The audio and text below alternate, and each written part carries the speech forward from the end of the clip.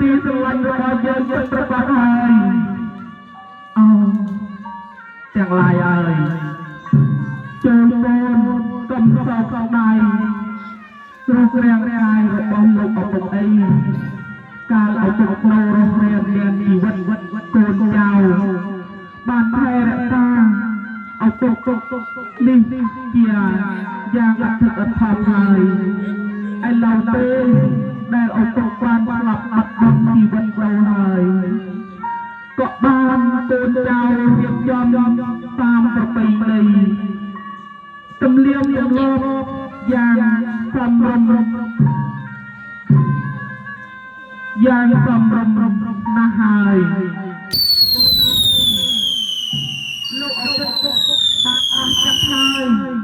គឺថាកូនចៅទាំងអស់គ្នាសមត្ថភាពដូចនេះហើយ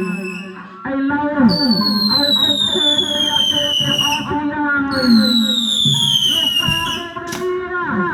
លាកូនចៅទាំងអស់គ្នាសូមលាលោកយើងលាលោកទាំងអស់គ្នា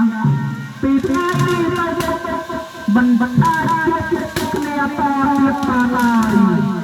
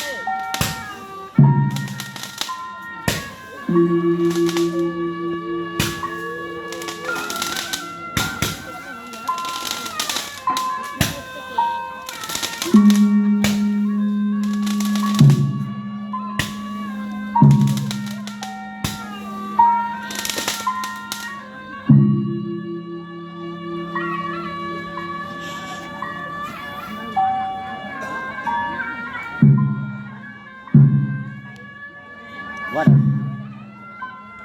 Không sự cố.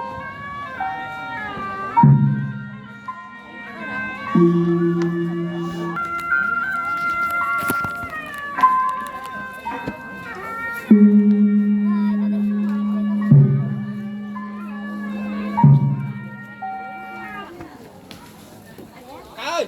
Nga, Nga, Nga, cho anh thì nó bỏ cái